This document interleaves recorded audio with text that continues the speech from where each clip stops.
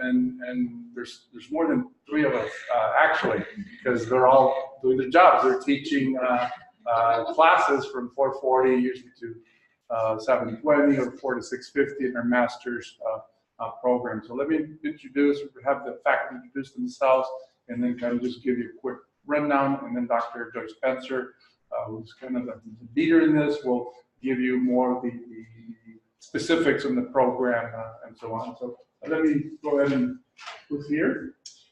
Hey, I'm Joyce Spencer, and I look forward to talking to you a little bit later.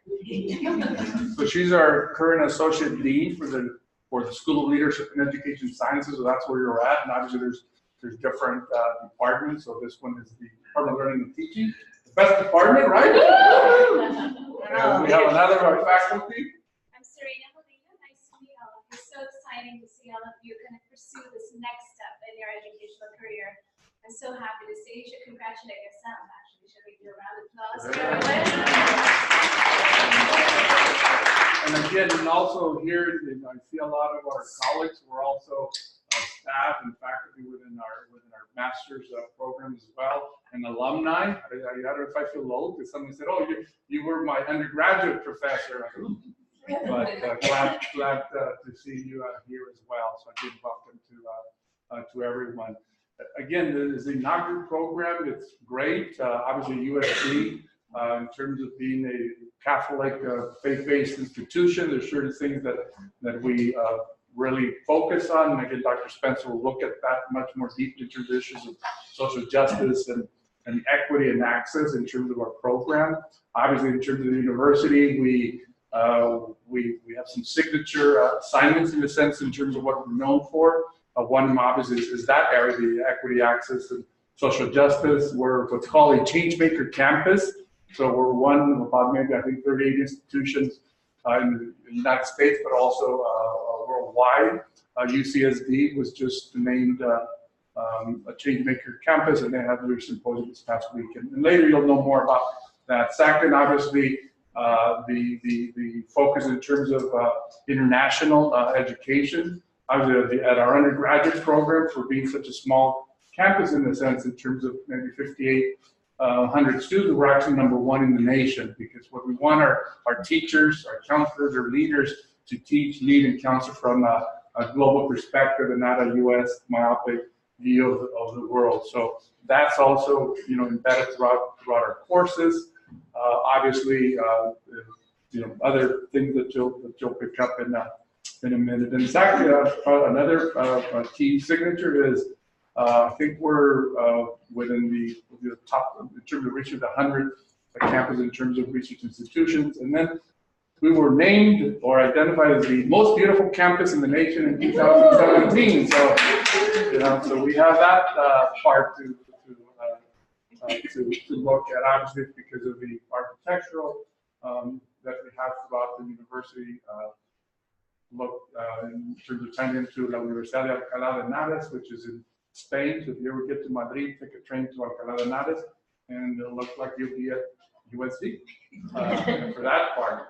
So again, welcome to our inaugural program. And at this point, I'd like to switch it over to Dr. Joyce Spencer, who will give you more details, and we'll go through the reading. Thank you, Dr.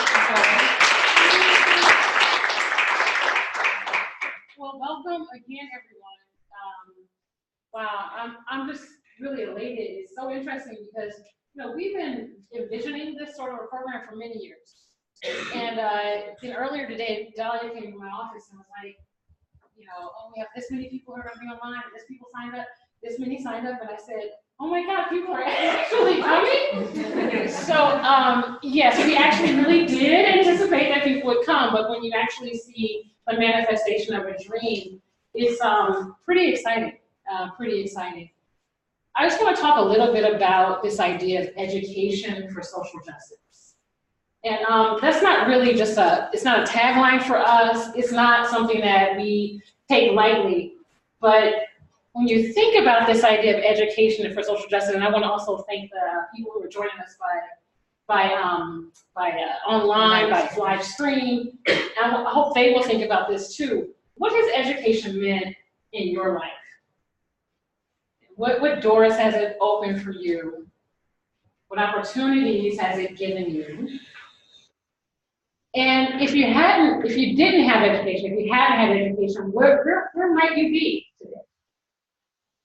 And then if you sort of take yourself out of this context, the context that we're all in now, and think about, I've done a lot of work in other parts of the world, and one of the places I've done work in West Africa is a place where education is the difference between life and death. In many ways, if I get this education, I can get a job. If I get this job, then I can feed my family. And if I don't, the opposite. Education is a tool for justice. It's not simply I came to school and I read this and I checked these things off and I got and I passed this grade or I passed this test. But how is education a tool to change society? And that's really what this doctoral program is all about. It's about us as educators thinking through how we might transform the world, how we might transform individuals by using education. My family is African American, and you know, African Americans are the only group in the United States that it was illegal, written into law, for people who are of African descent in this country to not be able to learn to read. If you were caught learning how to read, by law, you could be punished, you could be killed. The only group. That's powerful. Yet, at the end, before the Civil War started, thousands of African Americans who were enslaved already knew how to read. Why would you risk? Yet this is the foundation of what we mean when we talk about education as this tool for liberation and social justice. And so I'm hoping you guys will be interested in joining this journey. That manifests, education for social justice manifests in all kinds of ways around the world, in all kinds of ways here in this country, right? There's places in the world where if you're a girl, you're not gonna get education. There's places right here in this country, right here in this town, where parents don't want their daughters to get an advanced education, or their sons. So we're going to be grappling. This program is about grappling with those ideas. Now, I'm a teacher. We're all teachers, so you know I had to start off with a slide with quotes, right? Or it just wouldn't have been right. Okay. Okay. Can we get somebody to read the first quote? Throughout my years as a student and professor, I have been most impressed by those teachers who have had the courage to transgress. Thank you. Thank you. Thank you. Second quote. Somebody read the second quote. Education is the practice of freedom, the means by which men and women deal critically and creatively with reality and discover how to participate in the transformation of their world. Paulo Freire. And the last one. The mere imparting of information is not education. Above all things, effort must result in making a man think and do for himself. Carnegie Woodson. And now, can we get one person just to say which one of these maybe spoke to them the most, and then when they say that, tell us why they're interested in the program. Just gave you 2 assignments. Okay, great. Tell me your name. My name is Tiffany. Tiffany, great. I think the third one speaks to me the most. I currently teach 5th grade in a Catholic school, and it's this constant struggle of giving students information and having them apply it. And there's this disconnect sometimes between what they know and how to use it. And the goal is to get them to be able to use it and apply it in different situations. So to me, that's the most impactful, because I feel like that's something that I strive to do every day in my classroom. For me, the biggest pull for this program was the idea of forced social justice. I work in an inner city school, and that's very important to me. And I feel like students in the inner city particularly are underprivileged and don't get as many opportunities, and I'd love to find a way to be in a position to offer them more. Thank you, Tiffany. Thank you.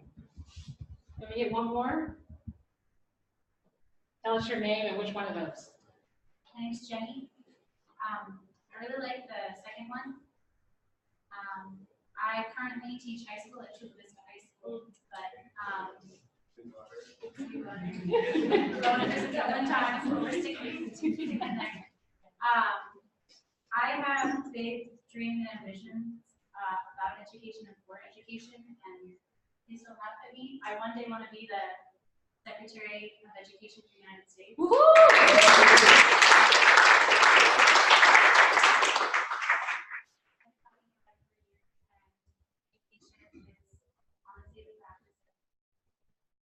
And getting people to understand that without education, we're nothing. So we need to be able to discover how to just take care and transform the world. Thank you so much. Thank you. We're not like that's the kind of dreams we have to start dreaming. If we don't do it, who is? We're waiting around for somebody else to come along and be the next Secretary of Education that we can complain about, right? What they did. If it's not us, if it's not well educated, informed, transformative people, then who is it going to be? And that's really what we hope the vision of this is. I'm so excited that there are teachers here. I started out as a teacher. The most important thing I've probably ever done in my life was teaching. When I was an undergraduate, I was an undergraduate at Stanford University. So you know everybody at Stanford is going to be a doctor, an engineer, and a lawyer. I had so many classes. Why would you waste a Stanford education on becoming a teacher? Now we've all graduated, and all my friends are engineers, lawyers, and doctors, and I put my job next to any of them on any day, and it's 10 times better. It's 10 times better. The type of impact, the type of way in which we are able to practice freedom and practice love and put justice back into the world, I put it next to anything. So when we say who the best and brightest are, the best and brightest are our teachers and our educators, because they are bringing about the kind of world I think we all really, really want. Thank you guys for being here. Let me say a little bit of background about this program and about some of the pieces of it that we think are really, really exciting. First of all, it's an online program, as you know, but there's a hybrid option. So there's an opportunity for you to do 2 years online and 2 years here in residence with us. And you do research with faculty who are right here. You can write your dissertation with us, but also you might want to do it completely online. There's some other things inside this program that I think are exciting. Every course is brand new. These are all courses that we wrote from the ground up. We have a course called, what is it, Social Theory. Amazing. I mean, you're going to be examining, you think you just examined three theorists there? It's a class all about social theory and critical social theory. Course on the history of education. History of education, not just in this country, but around the world. Education and globalization. Every course is brand new. Dr. Molina, myself, Dr. Casada, and many of our faculty who aren't here, they wrote these courses from a space of every course in this program must center on social justice, every course. And so what you're going to be getting is something that is like truly off the presses, truly exciting. We're going to be bringing in other people to teach certain modules in the program. So you're getting a top of the line program. It's a program where if you get your PhD, it is a dissertation that you will have to write, but you get to do the kind of research and inquiry that our department is known for. And you won't be doing it alone. We are shepherding you through the dissertation process. So by the time you end the program, your dissertation is done. In a lot of PhD programs, you finish all the program and you still have to write your dissertation. That's a lot. So what we did, we embedded the dissertation into the program, which I think is really wonderful, so that as every piece of your coursework is a portion of this dissertation. And then, yes, you have to defend and all the other things that you would have to do. Other aspects, I think, of this course that are exciting, There are 2 courses per semester. They're 14 weeks each. And the assignments for the courses are every other week. So for example, the 2 courses you're taking, they'll be staggered, right? On odd weeks, the one class has assignments due, and on even weeks, the other class. And this is a way for us to give ourselves that mental space. Because a doctoral program, it requires you to step back and to think deeply about ideas. It's not something that you can just churn out and think it's gonna happen. It's a process. It's a transformative process. When you learn theory, and you begin to interrogate theory, people aren't gonna like you so much. Now you're like, you know what, you're just too deep all the time. I just wanna go for a walk. But, right, so it's real, this is, we've written the program like that to make sure that you can have that space to think and to reflect. The program is asynchronous, but we have synchronous elements. So there actually be study sessions where you and classmates will come together and have synchronous sessions, even though you can also complete the program completely asynchronous. So there's a lot of wonderful elements, and we thought really hard about how to support the working professional. We know not some pie in the sky person who can, shell out $1 million and come all day, but somebody and all the people, all of us who have to work and maybe has families or whatever it is, we thought a lot about that and a lot about what we would want if we're on the other side of the table. The other thing I will say is that the faculty in Souls, for those of you guys who are alum, you're not going to get a better experience. You're not going to get people who care as much. You're not going to get people who are truly going to go out of their way. The level of care and this is a community. And whether you are with us online or whether you're with us on site, you're part of the Souls family and you're part of the family of our department. And I have seen over the years just the level of care that we give to every single student, every one of you. The type of dissertations that you present from this program, you study, that's going to transform the state of California, it's going to transform this country, and we're going to be we're going to walk you hand in hand through that.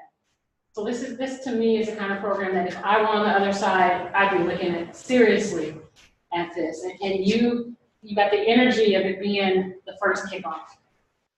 So there's a lot more I can say about this.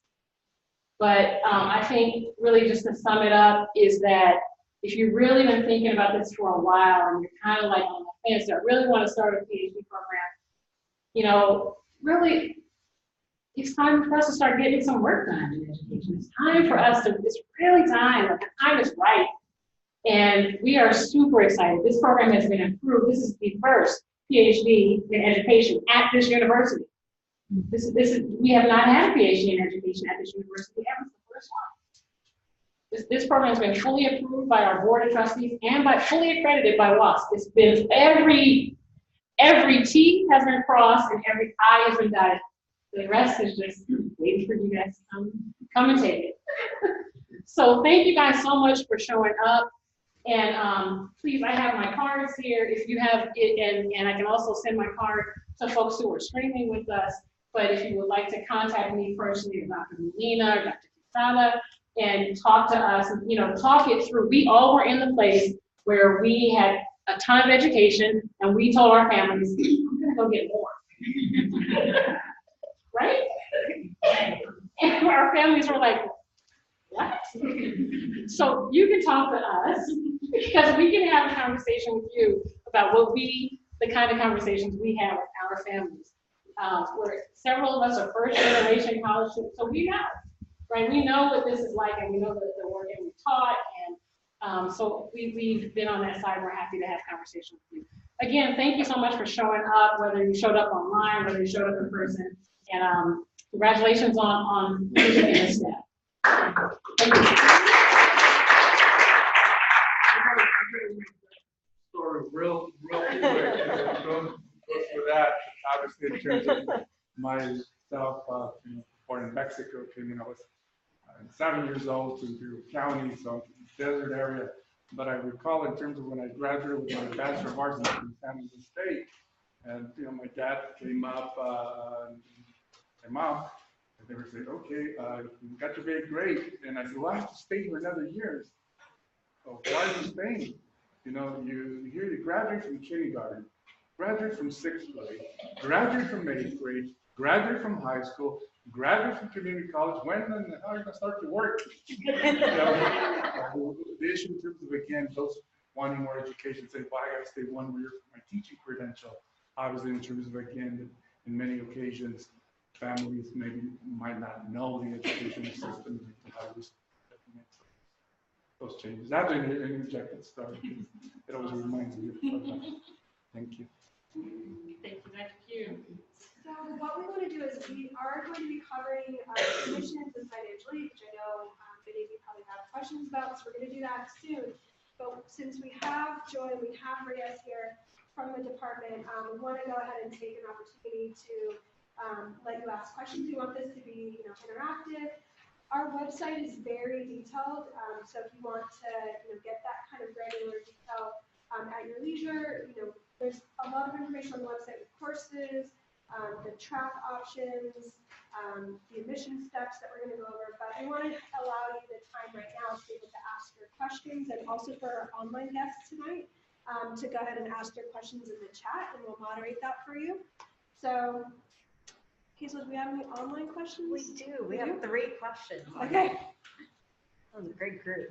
So I get to jump in front of everyone else in line. So, all right. So one of the questions asked was for the online students, if they already have a research interest or research idea, would they be able to start working with the faculty advisor in year 1 to begin their dissertation? Or would that be something that they would have to incorporate later on in their program? And Joy, if I can have you run and center. Just for the mic. I'm Twitter. I'm on Twitter. This was a question from Heather. All right. Okay. Great question, Heather. Okay. Well, my advisor told me when I was working on my doctoral program, everything you do in a doctoral program, everything should be leading towards your dissertation. So if you're writing a paper in a class, focus that paper on where you think you want to go eventually. If you want to examine something that you think you might want to write your dissertation on, focus it on that. So in that way, yes, you should always be thinking about your final study. But the courses, you won't really have dissertation seminars until the 3rd year of the program. But for a lot of people, they want to get a jump start on it, and they can definitely do that. There's a process though for conducting research conduct research with humans and with human subjects. There's an entire process of training that you have to do, training, certification, particular education. So you can't just sort of go out and conduct a study. There's national standards related to that. So in that regard, no. But in the other regard, you should always be preparing for what that final study is. All right, so I have a few questions here regarding the structure of the program. So if you could walk a little bit more through, if someone were to do the full online version or the hybrid version, right? If they say, for example, did the online version, how much flexibility would they have when the courses are being offered? Or if they were to choose the hybrid version, then what would the last 2 years of USD residency look like? So the first 2 years for everyone in the program is identical, really. And actually, it's cohort. It's cohort. In other words, we offer 2 courses in the fall and 2 courses in the spring. Those are the courses. If you want to take both of them, great. If you take both of them, then you'll be on track to finish in 4 years. If you want to take one, obviously that class is not going to come around for the next few years. So that's sort of how it works. But as far as the hybrid versus the fully online, if you do the fully online, all four years are obviously done fully online. The hybrid track, you would come on site in those final 2 years, but you would take the exact same courses. They'd be in a classroom with a professor. And so the dissertation seminars, for example, here we go, doctoral seminars 1, 2, 3, 4. Doctoral seminar 1 and 2 are in 3rd year, 1st semester, 2nd semester, and 4th year, 1st semester, 2nd semester. So within those 4 courses, you write your full dissertation.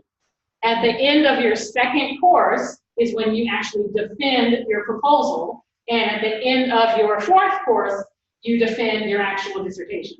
So whether you're online or you're here on site, that's what the process will be. Should we have this? Someone jump? Can we have someone jump? Okay, great. Tell us your name. John. Uh-huh. Are the hybrid courses after hours? Will you be able to make it after work? Or would they be midday?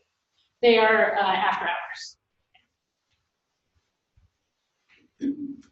Yeah. Okay. Gabriel, I had a question. I see like the research methods are split into quantitative and qualitative. Is there a way to do like a hybrid, to do some of both, or is that something that you don't suggest? I know I have some friends who just finished the dissertation. They've said that it is quite a task to do both, but it's something I'm interested in doing. It's such a good, I wrestled with this. We wrestled with this so much because honestly, methodologies today are a lot more mixed, right? And so we are actually still developing the advanced seminar, the advanced qualitative, year-long seminar and advanced quantitative. What I think is going to happen is that there's going to be a data analytics sort of mixed methods module that will sit in both of those.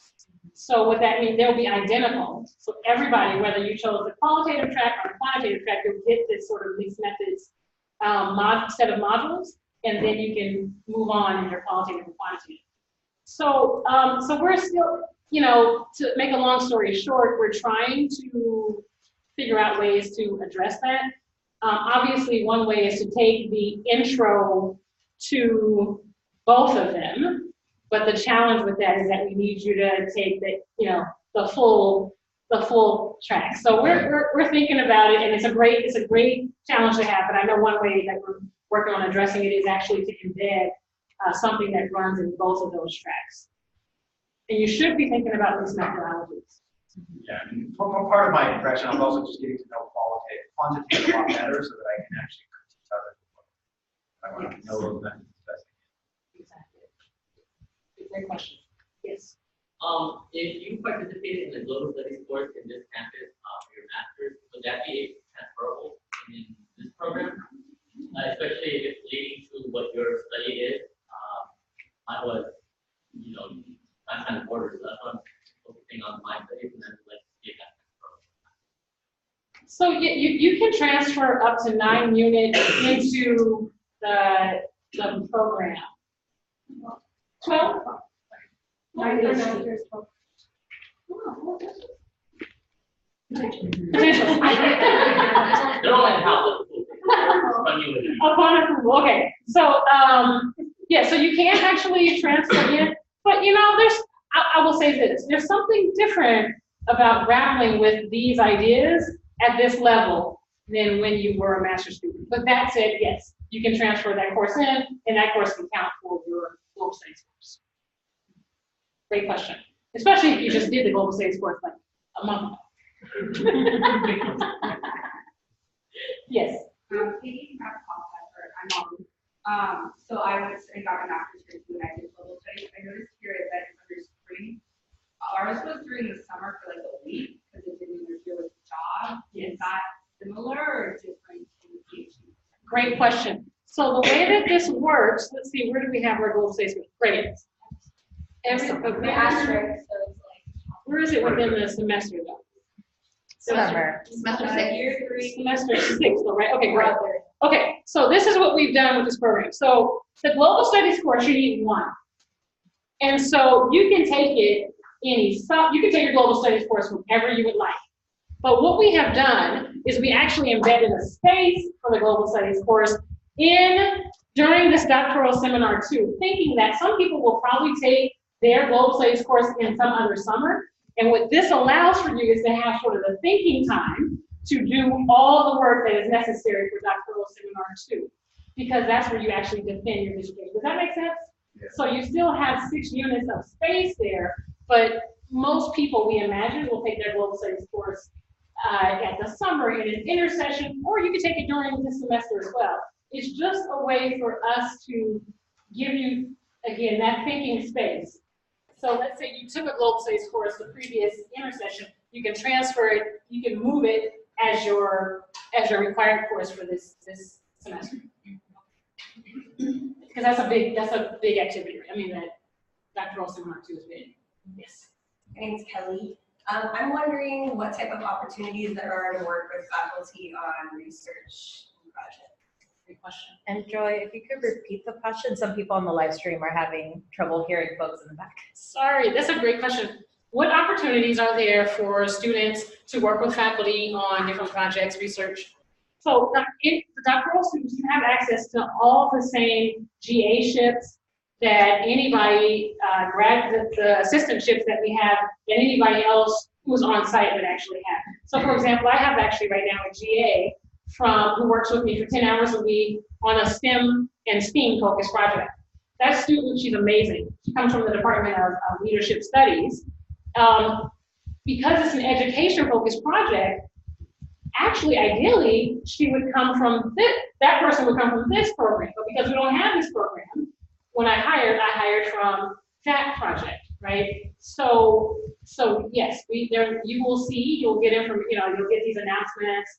Dr. Jez is looking for a 10-hour-a-week graduate assistant on Project X. And Dr. Casada is looking for this. So and you can apply just like anyone else can apply. Yes. As far as the courses, I'm Natasha. Hi. As far as the courses themselves are concerned, with them being online, are they like hosted at a particular time, or is it just like go watch it is it pre-recorded and you watch it at a later time? How does that work? Great. So it's asynchronous. So you work at your own pace. However, several of the classes have synchronous study sessions. So that means you and whoever your group members are, you will come up with, okay, we're all going to meet at this time on this Zoom account and work on this project. So you can complete it completely asynchronously, but there are these synchronous mechanisms in there because, sometimes you need to see face to face. The doctoral seminars actually have embedded in them these required one-on-one Zoom sessions with your advisor. So I think they're monthly. So you're required to connect with this person by Zoom, or if you're here on campus face-to-face. And so that's embedded in there because, again, that's meant to help you. It's very individualized and tailored. So great question. So we have a little bit of both to try to meet the needs. Did they get the question? Did they hear that question? They heard that question. Okay. And then I do have a question. Let me find it again. So one question that was here was regarding the dissertation specifically. So could you speak a little bit more about what the outcome of that dissertation would be? Would it be more theoretical in nature? Is it something that's geared more towards a practical study? What will that outcome look like? That's a great question. So in some ways, the hybrid portion of this program is really meant to support people who want to go into academia. Let me say a little bit about that. For folks who want to become professors or go on to a tenured track at a university after they get their PhD, there's just a certain type of experience that would be really most helpful for you. Working with, we want everyone to work with the faculty, but there's a certain type of mentorship specifically for that. And so the hybrid portion is really to kind of support people who want to do that sort of work in the world. That said, we also are very practitioner-based, and so we might have people who come on site whose goal is to do very practice-based work. All to say that the dissertation can take on two formats. One format is a standalone dissertation that would include, I think it's something like 6 chapters, which is sort of the traditional dissertation. It begins with an introduction, it has a review of literature, and it has a study and a data analysis section, so on and so forth. And that is an amazing way to go. We hope people will choose that direction. The other option for the dissertation is, again, you would conduct a research study, but instead of crafting a single dissertation, you would craft it as 3 standalone articles. And so let's say your data set was a group of 19-year-olds who are finishing up their high school diploma. And for some reason, they were older than the average high school student. And that's something really interesting.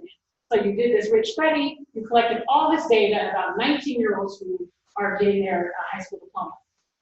You would take that data set and you would craft 3 different articles that looked at different aspects of that data. Why, you might ask, would that even be an option? Well, if you're going the academic route, you're going to become a professor or go into higher ed, a lot of times that's going to help you on the job market in a different way than a dissertation. It's just another step, it's just another option that you want to give people so that maybe you want to think about publishing. So that's the direction you want to go in. So those are the options. Theoretical, this is a PhD. So everything is very theory. You have to be able to know theory. Whether you're a practitioner or whether you're going to be a theorist, if you don't know theory, then you can't really do practice. PhD is about having theory-informed practice. Okay, so that's really what this is all about. So yes, it'll be very theoretical. There's a certain level of theoretical rigor, but we also expect you to have your practice-based chops as well. You need to be able to know how theory and practice come together to be transformative. Dr. Spencer, could you address the specialist? Maybe not brought up.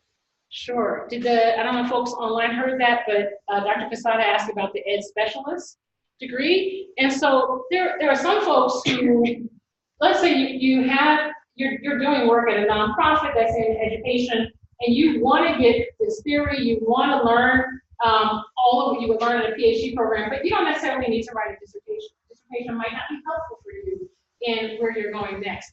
And so in that, if you fall into that category, and there's a lot of other folks who might fall into that category, we have an option for an EDS degree, which is basically the first 3 years of the program.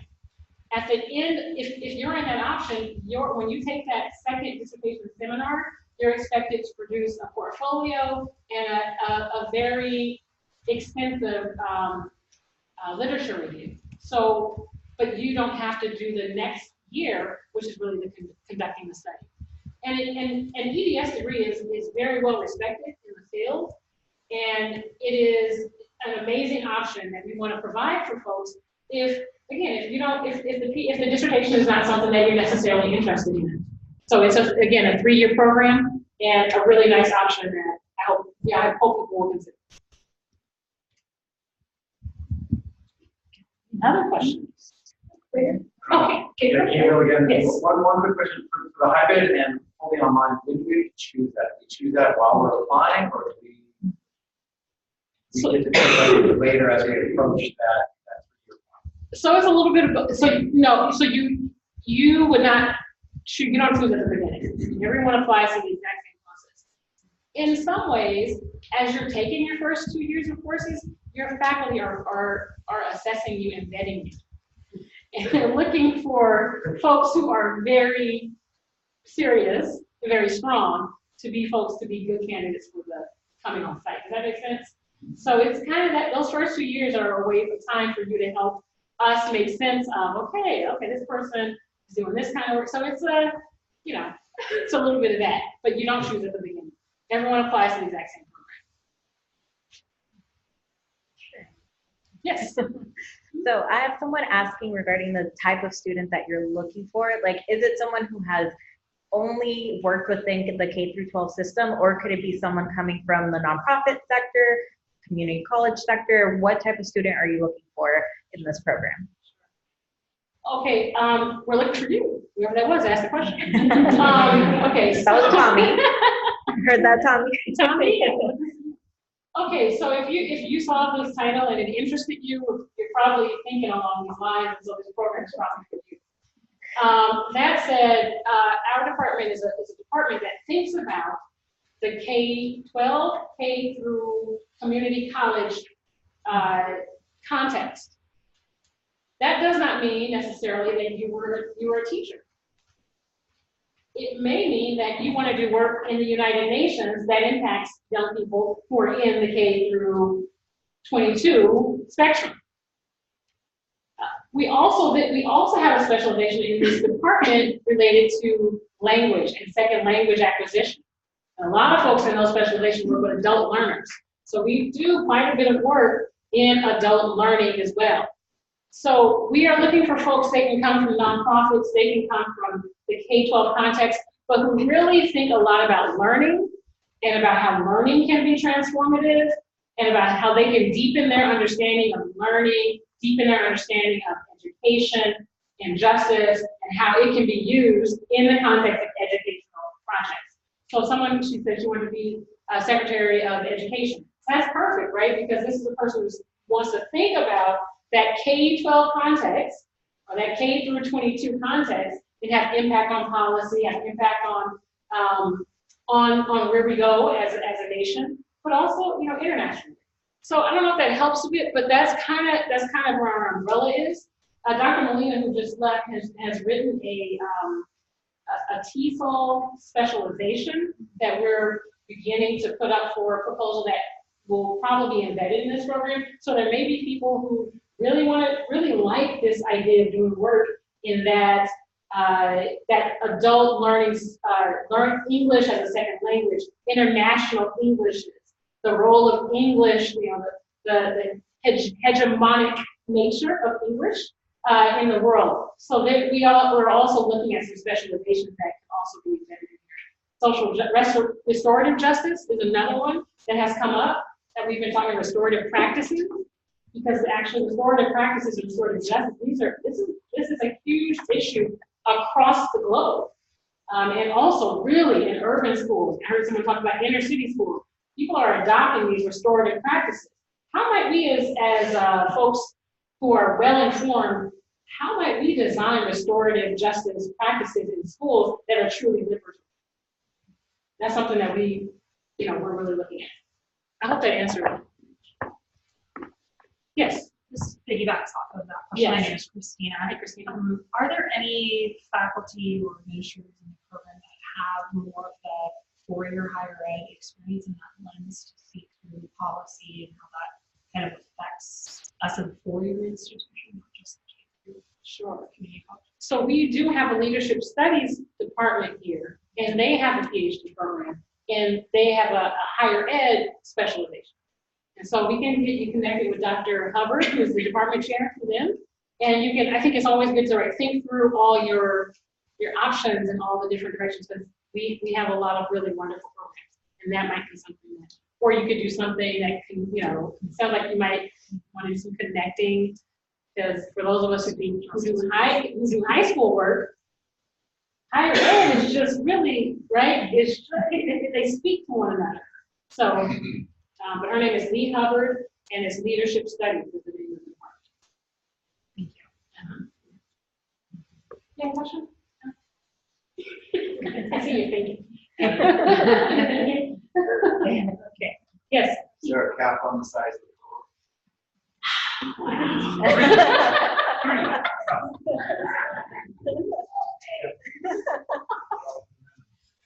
Wow. We were hoping nobody asked you. Thanks. Someone asked their cap on the cohort.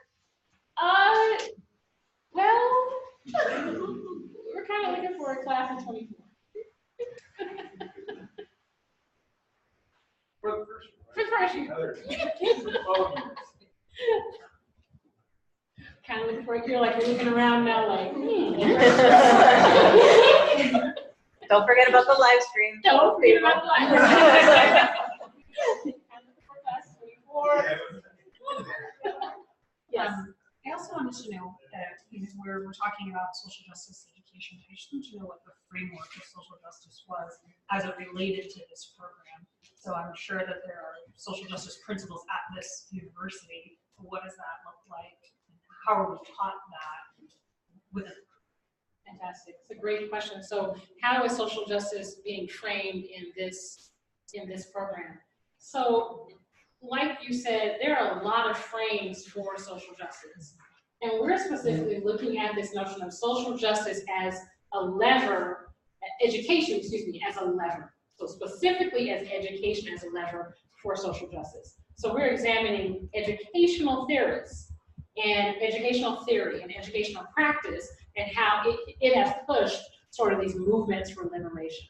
And so that the people I put up in those quotes, Freire, right? This is a theorist that will come up again and again. Bell Hooks will come up again and again. Du Bois will come up. Because these folks, their social theory is specifically related to the enterprise of education and the education of young people.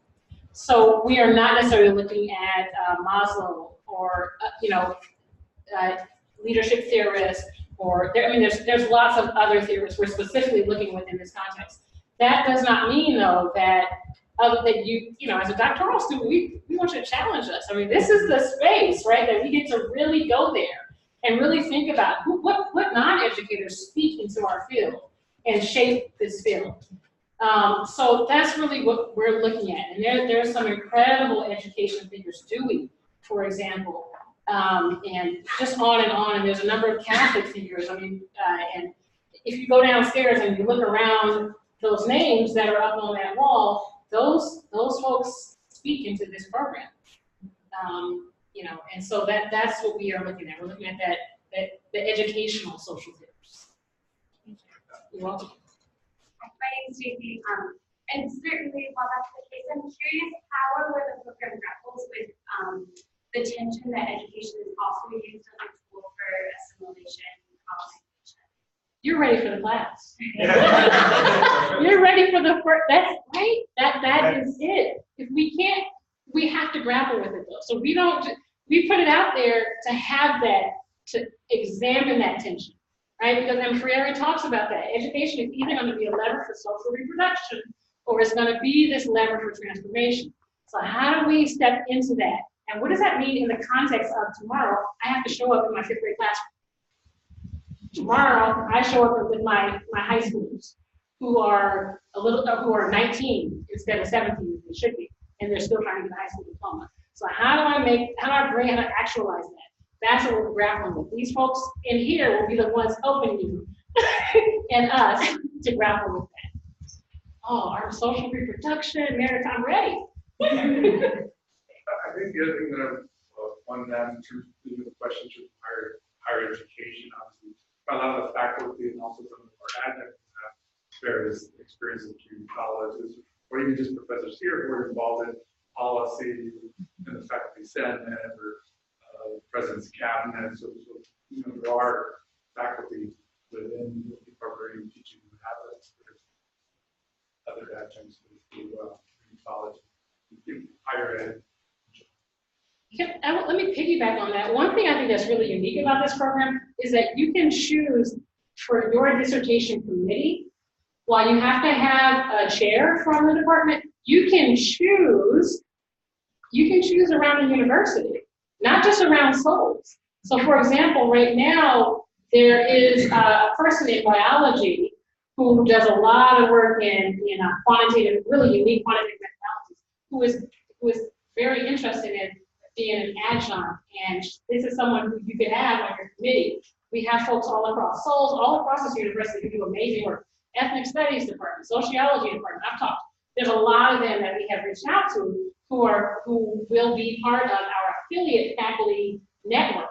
And so you might have someone on your committee who is, someone who's on this campus who is in the School of Law, who does all kinds of work around legal educational theory. So there's a lot of options here. Actually, our former president of USD, her name is Mary Lyons, is an affiliate faculty for this program, and a lot of other wonderful folks who are every day kind of knocking on our door saying, "Can I heard about this program, and I'm very interested."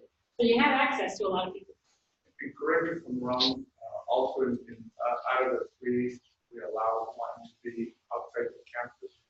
Yes, you can even have someone outside of the campus. Another institution. Yes.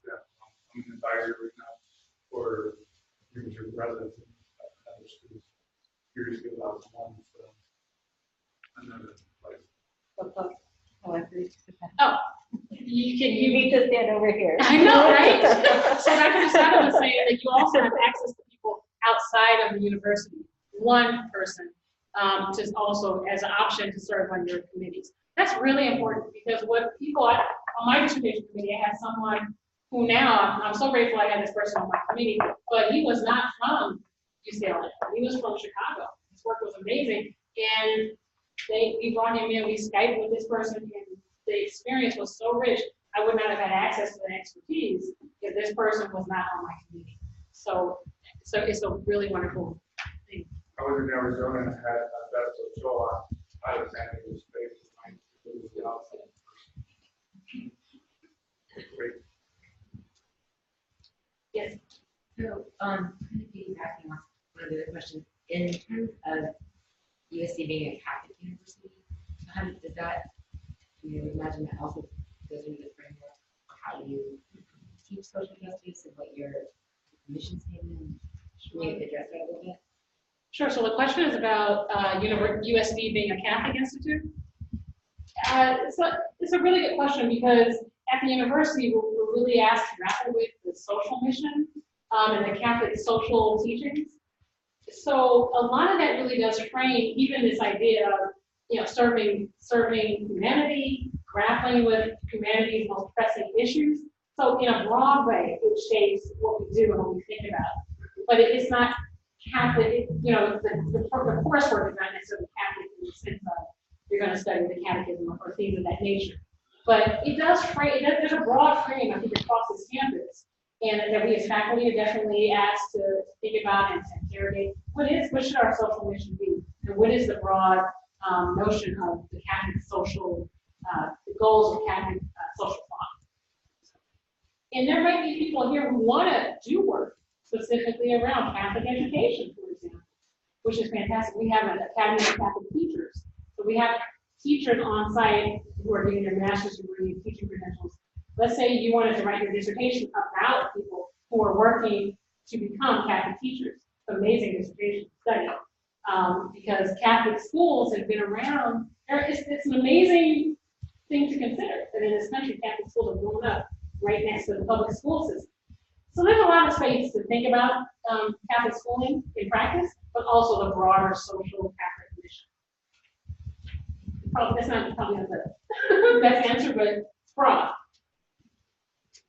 I kind of just want to try to answer that last question as well, because I did my master's degree here, and I grappled a lot with that as well.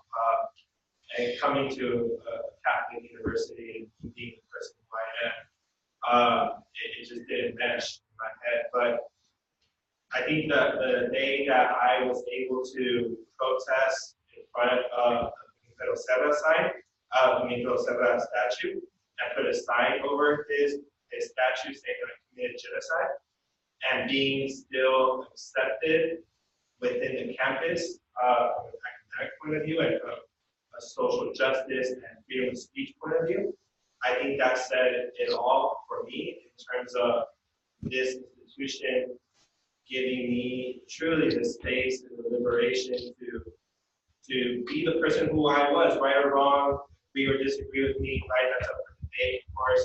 But the point was that this institution gave me the space to do that, right? And so so that was the day I was like, okay, it doesn't really matter. There's no really academic limitations here, right? In this case, even if it's a Catholic university.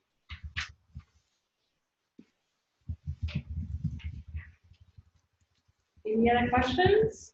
Online questions? Yeah. Oh, thank you so much. Thank you, Dr. Switzer. Thank you. So we're going to go ahead and transition to financial aid. So I'm sure you have a lot of questions about, you've heard how great the program is, how do I fund my education and fund my doctoral program. So we're going to invite Trent up to talk about your financial aid options. We'll go through tuition, any scholarship grants that are available. But let's,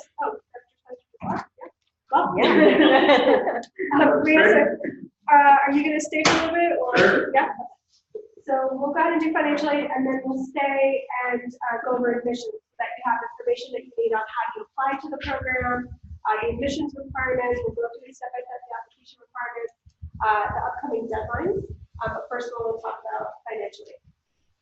How's it going, everyone? My name is Trent. It's a pleasure being here, and it's an honor to be here as part of your inaugural informational session. So I have the very important job of talking about all the financing and how we can make this dream become a reality for a lot of you.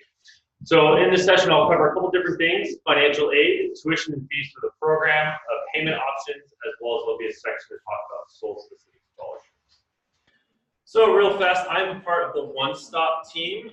One Stop, we kind of joke that we should be called First Stop because we get inquiries about anything and everything. But our primary role is we handle 3 of the big ones. So probably the most important and obviously most popular is financial aid. Any questions about what do I need to do for the FAFSA? What are the loan interest rates? What are my financial aid requirements that I have to submit? Definitely contact our office. We'd be happy to walk you through that process. So the second big area is student accounts. Any questions about billing plans or how to read a billing statement? What are the different payment options? We can assist you with that. And last but not least, registration. So in regards to academics, we don't do any academic advising in our office. The only role that we have in academics is during registration. So if you try to register for a specific class and you have a hold or it's not letting you, we can help diagnose what may be going on. The great part about our office is we're all cross-trained. So there's 7 counselors and 1 executive assistant. So let's say you come in our office and you meet with me, but then you realize that you need additional information or you have more questions. If I'm not available, you can meet with any of the other 6 counselors, and the great part is we all take very detailed notes after we meet with every single student. So that way, when you meet with Kim after you just met with me, you're not gonna have to explain your whole situation over again. It's gonna save you time and energy and effort. It's really just to make it as easy for you as possible. So for any regards to financial aid, and I wanted to specify that my role is to cover the institutional financial aid. There'll be a section to cover the SOL-specific financial aid options. My role is the institutional. To get and qualify for any need-based financial aid, that is regulated by the FAFSA. So those who are familiar with it, it does stand for the free application for federal student aid. The very important deadline is April 1st. April 1st is when the FAFSA is due for all of our graduate and doctoral students every single year. So for those of you who are familiar or who are not familiar, you want to make sure you submit the FAFSA every single year by April 1st for the upcoming academic year. You must file it every single year. Now, the FAFSA uses prior year information. So for example, currently right now, we are in the 2018-2019 academic year. You all are probably prospective students for the 2019-2020 academic year. Since it is prior year, it is going to be using your 2017 tax information if you submit the FAFSA for next academic year. So 19 minus 2, 2017 tax information. So that's very important. That is how your FAFSA is based off.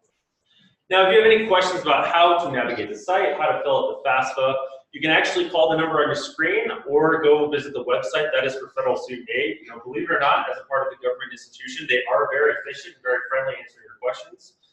So just please feel free to reach out with them. One thing I do want to list at the very bottom right of the screen, you'll see USD's school FAFSA code.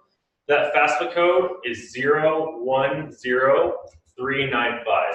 It is very important you use that school code when you determine which schools you want to send your FAFSA to, because that way you can ensure that your FAFSA reaches USD. You want to be certain that you specify that because USD also has a law school on there, so you want to make sure you send it to USD as opposed to USD law school.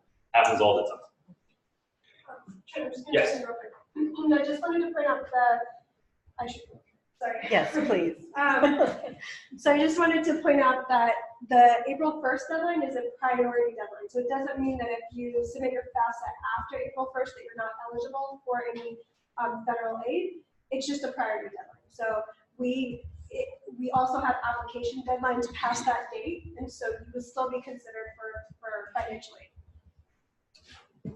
So even if you have any idea that you may want to come to USC, it's still important to submit it by April 1st, even if it's not exactly your due date for admissions. It's great clarification. So in regards to graduate financial aid, obviously everyone's unique financial aid package is very dependent on their own situation. There is no such thing as one size fits all when it comes to the financial aid realm, but I can talk about some common forms of graduate financial aid that we typically see with our graduate and doctoral students. So the first one that you're probably always going to see is the Graduate Plus one. It's the one top left. Graduate Plus loan for this academic year, the interest rate is 7.6%. So the reason why I say it's for this academic year, the Department of Ed changes the interest rates every single year for all the federal loans. So it can go up or down next year depending on what the Department of Ed decides to do. The special part about this loan, it is a credit-based loan. So you will have to run your credit. It will give you an instantaneous decision if you run your credit through studentloans.gov, but it is a credit-based loan. So if credit's approved, you will get that loan. The one below that is the other common form of loans for graduate and doctoral students, is the unsubsidized loan. For this academic year, the interest rate is 6.6%. The great part about this loan is that it is not a credit-based loan. So if you are awarded it and you apply for it, you are going to get it. There's no any extra step as well. Now, you'll see that the unsubsidized loan has a lower interest rate than the Graduate Plus loan. That is always typically the case. I can't tell you which loans to take out if you need to take out loans, but we always suggest taking out the unsubsidized loan and then deciding if you need to take out the Graduate Plus loan for either the whole thing or prorated amount of the Graduate Plus loan.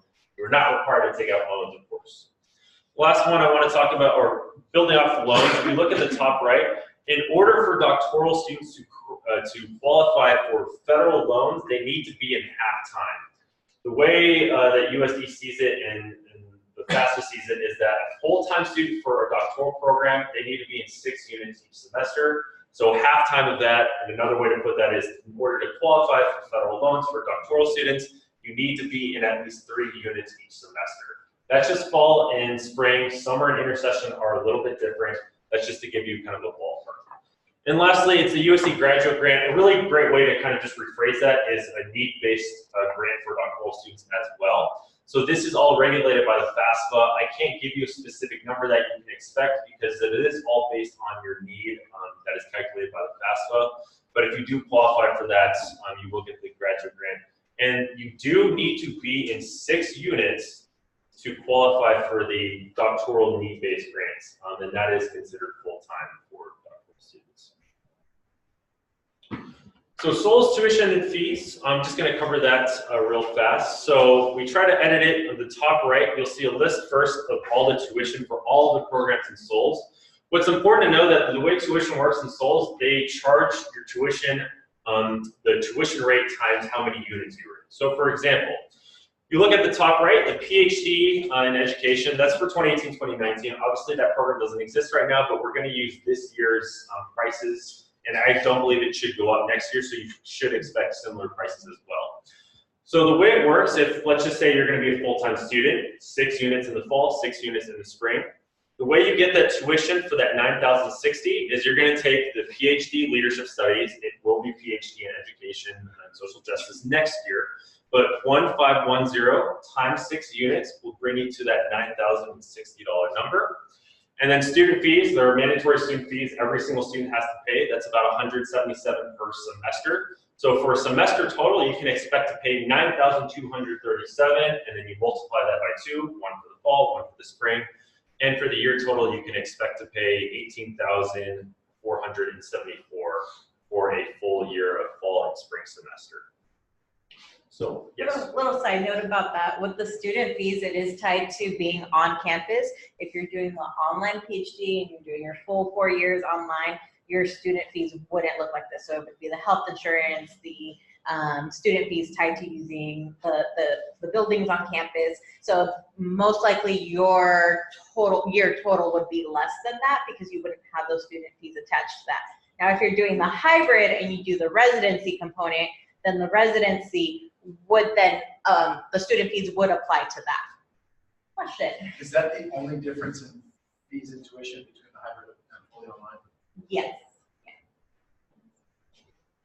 And if you want to see these numbers and figures for yourself, please feel free to visit our website at the bottom left corner as well. So payment options. There's a couple different ways to make payment, but I want to talk about tuition deadlines. So for each of the semesters, it's typically due. So for the fall semester, tuition is due by the last week of August, and then for the spring semester, it's typically due by the end of January. So I'll use this spring semester as an example. So tuition was due in full for all of our students on January 24th. Now, obviously paying your full tuition is a little bit unreasonable for most people, so that's why we offer payment plans available. there's either a 5-month or 4-month payment plan option for students. So using this semester as an example, if you decided to go on a 5-month payment plan, your first installment would be due on January 24th. The 2nd through 5th installment would be due February 1st, March 1st, April 1st, and May 1st. Now, if you decide to go on a 4-month payment plan, the first installment would still be due on January 24th, but the second installment would be due until March 1st, April 1st, and May 1st. If you go on a 5-month payment plan, you do spread out your installments, so there are going to be less amounts, but they are a little bit more packed together. If you go on a 4-month payment plan, the installment amounts will be a little bit higher, but they're more spread out. So obviously, please choose whatever option works best for you. Method of payments, this is very important. You can pay with cash at the cashier's office. Now, I don't envision any of you doing that, but I do have seen some students bring in a briefcase full of cash and literally give it to the cashier's office. What's probably more realistic, if you want to either mail a check or bring a check to our office at One Stop Student Center, we can go ahead and process that for you. Easiest for our graduate and especially doctoral students is to pay online. You link a US-based checking or savings account to your student account portal, and you can just initiate bank transfers from there, as well as enroll yourself on a payment plan, all done online. You actually never have to come and see me, because I would not blame you. The most important thing to know, it's kind of a little cut off on the screen, but there are absolutely no credit card or debit card payments accepted for anything charged to a student account. I'll give you an example. So let's say you were to buy something from Arturo bookstore, any bookstore, any material that you would need. If you buy it directly from the bookstore, you can use your credit card there because you're purchasing it from the bookstore. If you decide to charge your books to your student account, you can no longer use your credit card. So just be very cautious of that. Anything charged to a student account, you cannot use a credit card. Can't reiterate that enough.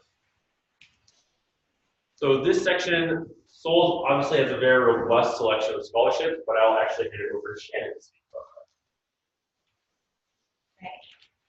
So don't let the base tuition rate frighten you. We do have several financial opportunities. So 2 that you're automatically considered for by just applying to the program is our Dean's Merit and Diversity Award. So these are solely based on your application. So your academics, your personal statement, letters of recommendation, resume, all of those are being considered when you're being reviewed for these scholarships. On top of that, we have Souls-wide scholarships, and all of this is visible on our website. So under tuition and financial aid, you can view the scholarships and grants. So we have Souls-wide scholarships that are available to any student within any program. Some have specific criteria, like being a veteran or working for the Diocese of San Diego. But then there's broad ones as well. And then the Department of Learning and Teaching is where you're going to find those scholarships and grant opportunities for educators. So if there's anyone who is interested or has the eligibility to use any military benefits, we have a great resource on campus for those students. Military Veterans Center or the Military Veterans Program Office. They have standard hours Monday through Friday, 9 to 5 p.m. And then feel free to send them a call or give them a call or send an email. The person who you really want to speak with if you want to use military benefits, post 9/11, Yellow Ribbon, Rehab, State 21, is Nelson Chase. You can get in contact with him and he'll go over your eligibility. He'll contact the VA on your behalf and kind of see where you stand. And lastly, just some information about our office. The really great part about our office is that we don't accept any appointments. It's first come, first serve. So as long as you walk in, you can sign your name on an iPad and you're in a queuing system. So if you're the first person in line, you'll be the first person called. Let's say that you're all the way in Souls and my office is all the way across the campus by the bookstore. You can actually text that number in the little green box right there and electronically create a space in line. So that way, by the time you get to my office walking over from Souls, you shouldn't have to wait very long, if at all, to reach one of us as well. If you have any questions, definitely send us an email, give us a call. We also have a web-based button if you go on our website. So it's Ask One Stop. You can submit an inquiry from there and they'll send us an email. And if you're more a visual learner like I am, if you need help with any visual steps, step-by-step walkthrough of how to go on a payment plan or how to submit financial aid requirements, we have a very robust collection of video tutorials. If you're more of a visual learner like I am, it'll walk you through everything pretty much that our office handles by any means. So with that being said, that ends my presentation off. Am I answering questions now or should we? Yeah, let's go ahead. Okay. So So yeah, any questions about the financial piece, I can answer. Yes. If you've already filled out a FAFSA for like one of your children or someone else in your family, then when you go to fill out your FAFSA, do you need to adjust theirs? No, so your FAFSA, that's a great question. So if you have other dependents that are planning to go to school or higher education institution during 2019, 2020, and you yourself are planning on going to a higher education institution in 1920, the FAFSA will already take that into consideration and recalculate it on your behalf, as long as you claim them as a dependent. But I mean, if you've already submitted theirs for that year. It'll recalculate. Yeah, as long as there's FAFSAs for you and your dependent for the same year, FAFSA will take that. Thank you. Great question. Yes? So will the program be eligible for tuition remission this upcoming year or in the future? As you see, yes, it should be covered as an FE program. As far as I know, it is, but we'll confirm. Any other financial questions? Well, thank you so much. If you have any questions, please feel free to reach out to me in my office. We're happy to help. Thank you.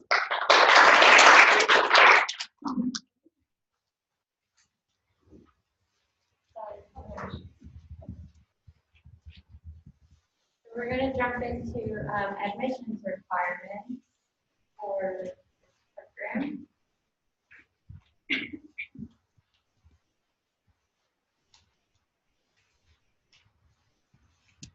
Okay, so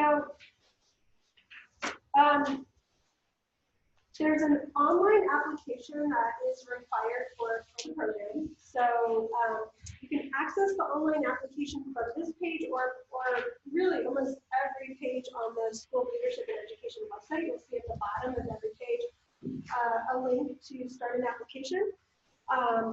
So you'll start your online application, and what's going to be required to submit an online application will be the following documents that you see here. So you'll need to upload a resume. It does not have to be in a certain format. So you can use a current resume, you can revise your resume, update it, totally up to you. But a current resume.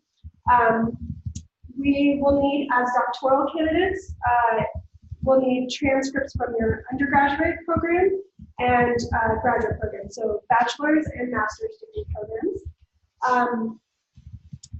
Are we still? Copy of. Okay, so you can upload copies of those transcripts. So you can upload a copy of your bachelor's degree transcript and your master's degree transcript if you have them. A copy would be an actual copy of the transcript, not a printout of a student portal or anything like that. But if you actually have in your possession a copy, an unofficial copy, or an opened transcript in your possession, you can use that as an unofficial copy. Yeah. I got my master's from USD. Would USD still have my transcript where I got my DA? Yeah, great question, because I know a lot of you here tonight are alumni. When you do your application and you list USD as your institution, we will automatically, the admissions department will order your official USD transcript on your behalf. So you don't have to do anything. If you would like to upload a copy, if you have it, great. But when we see that, we're automatically going to order your transcript. Sorry, so definitely from my USD, but it's where I was asking about my undergrad degree. Yeah, so I can submit my undergrad transcripts to get into my master's program, but that's not from USD. Sorry about that. Would they still have copies of that, or you have to rework that? Yes, they would. Everything would still be on file. So your undergrad, your bachelor's degree, and your master's degree, all of that would be transferred over into your application records for your doctoral if you did your master's here at USD. Perfect. Thank you so much. Sure. So yeah, so if you have already in your possession opened transcripts or unofficial copies of transcripts, you can use that to upload to the application system. If not, then you can order official transcripts and just have those sent here to the university. So you'll need your transcripts and then your statement of purpose. So that's your essay for entry into the program. So Each of our programs here will have specific prompts that the department wants you to address or answer as part of your statement of purpose. So you'll see here that there's 3 questions that you're being asked to submit or to write about. So you can, again, we don't have a requirement for how that statement of purpose is put together as far as formatting. If you want to do it at literally question and answer, you can do that. If you want to do it in more of an essay format, you can do that. But you want to make sure that you're answering the 3 questions that are being asked, specific to the PhD in Education for Social Justice. So that you'll upload to your online application. And then we have letters of recommendation. So as doctoral applicants, you'll be required to submit 3 letters of recommendation. Now you're not actually submitting the letters of recommendation. What you're doing is in your online application, it's going to ask you for their name and contact information.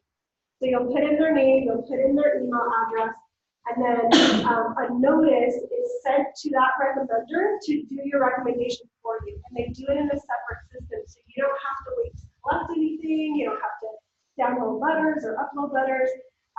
It gives you an opportunity to put a little note to your recommenders if you want to give them a deadline or just let them know, whatever you want to do is like a note to the recommender, you can do that. But you do not have to wait to collect the recommendations before you submit your application. It'll come into us separately. This is all on Interfolio, right? On the website? No. It's not Interfolio, but well, you mean the recommendation piece or just all whatever? But this piece, like, I'm just wondering if we're applying to both leadership, the PhD in leadership and this one. It's the same system. So, okay, so is there a way to kind of link it to both, or? Unfortunately not. Or do they have to get 2 emails? Yeah, so what you could do is if you're applying to both PhD programs and you want to use the same letters of recommendation, once they're received by the university, you can ask us a request from admissions to have those copied over to your PhD in Education application. Okay.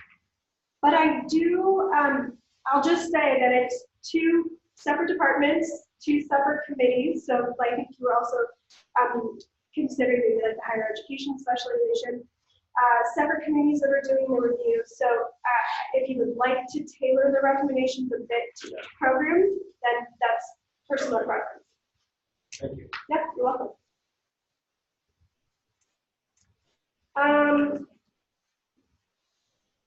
Yes, so the GRE. So we're often asked if there is a GRE requirement. So we, for us, the GRE is optional. So if you've taken the GRE within the last 5 years, if your test score was in the last 5 years, then you can submit it. If you have not taken the GRE, you're not required to. Again, kind of personal preference for you if you feel that you want to submit it as a supplemental piece to your application, or if you feel that maybe your GPA from your master's program is slightly under the minimum, then you want to take the GRE, to submit with the application, you can do that, but it's not required.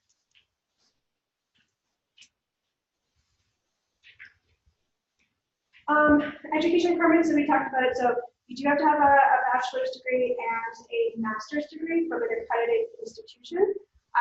Are there any international applicants in the room or online? I'm not an international applicant, but I did get a master's elsewhere. But I got my degree back in that. So you did your master's degree out of the country. So yes, you would just have that evaluated by an approved third party like World Education Center. Perfect. Yeah, so we would, if you've already done the evaluation, you would just have to have a new copy of that sent to USD, like directly to USD. Yes. No. Yeah. Any other international questions? No? Okay, so I just want to reiterate what is needed to actually submit the online application, because sometimes what will hold an applicant up is they're waiting for transcripts or they're waiting for like letters of recommendations before they actually submit the online app, and you don't need to. So to actually submit your online application, it's uploading unofficial transcripts if you have them, your resume, your statement of purpose, and putting in the contact information for your 3 recommenders. There is a $45 application fee, but because you've attended the session tonight, we will waive it. So I think there's probably something in your folder. We have the agenda. It has to email us at our school admissions at PhD.edu and just request that waiver, saying that you attended this information session, and then we'll do the waiver cut. So when you're ready to apply, just email school admissions and we will reply back with a big 16-digit code. Just copy and paste that and put it into the online application system, and then you can hit submit. Deadline. So the upcoming priority deadline for this program is April 15th. And the final application deadline is July 1st. So I highly recommend, if you have already started to prepare an application, if you can apply by the priority deadline of April 15th. The advantage of doing so, obviously you get your decision sooner, you can start with your plan sooner, but also if there's any scholarship funds from the department to be awarded, it's typically allocated to the early applicants first. So that is a consideration. Now, scholarships are minimal, there's no guarantee of scholarship, but I will say that that is an advantage to getting into the priority deadline. Any questions? So the school term is September to December, and then January to May. Yes. Yes. Any online? Oh, sorry. If someone was admitted to the program and for some reason decided they would not begin in the fall, is there a deferment opportunity? Yeah, that's a great question. So I'll say typically yes. If you're accepted to the program, you can defer your admission up to 1 year from the original term. So if you're admitted to fall 2019, you can defer up to fall 2020. However, is this going to be offered every year? That might be like are we going to offer? I mean, we can assume that the next cohort would be fall 2020, but if there's a cohort prior to that or summer 2020, we'll let everyone know. But you could defer up to fall 2020. Any other admissions questions? So we are available for admissions appointments. I know you've got a lot of great information tonight. There's a lot on our website, but you can also on our website schedule admissions appointments. Maybe we could just show that page. You can schedule phone appointments with us, Zoom appointments, which is like a video call, or an in-person appointment in our office. Anything from a 15-minute appointment to a 45-minute appointment. So if you are starting the application process and you have just a quick question, feel free to just set up a quick 15-minute call or come in and see us, and we're happy to walk you through all the steps. Also, in your folders, you should have a sheet that lists all the doctoral faculty under the Department of Learning and Teaching. So you can go ahead and search them on our website as well, and their contact info will be there. Okay, I'm going to hand it over to our department chair.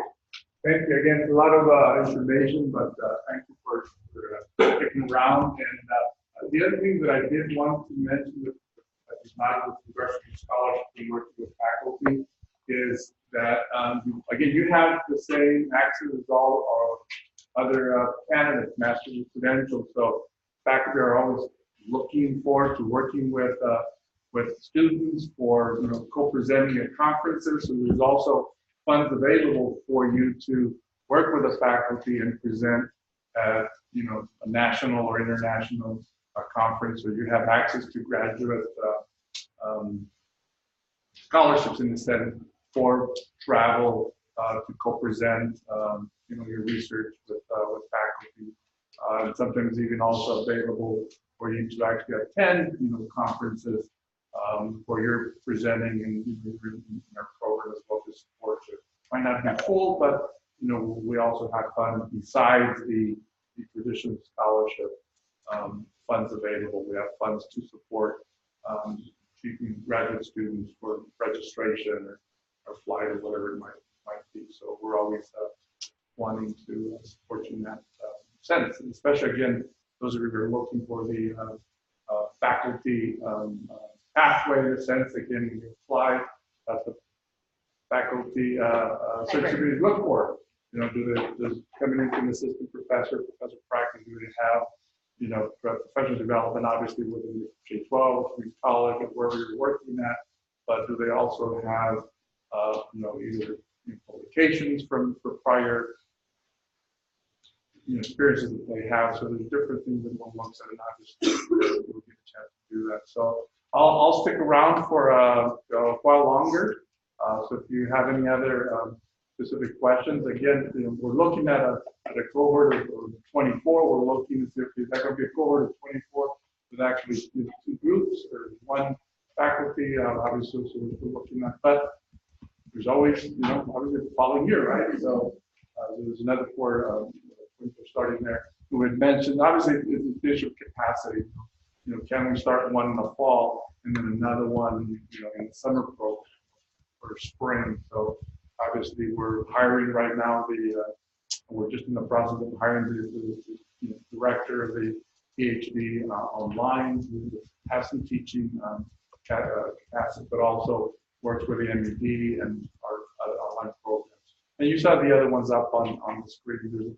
There's actually somewhat of an online also PhD on international leadership with the PhD of leadership studies, and then their own PhD in leadership studies with different specializations. So we'll work together, and some of our faculty can co-teach in different programs. So that's also a possibility.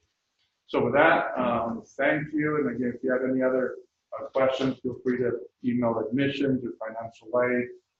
You have the faculty that are in your folder. And those are the kind of the faculty that worked on the construction and configuration of the program. There are other faculty in the Department of Learning and Teaching that will probably be teaching as well. As we mentioned, also other adjuncts who have expertise in different areas. So with that, thank you very much, and hope you have a good evening. And use the services we have here. We have a graduate writing, so you also have access to all the graduate writing services.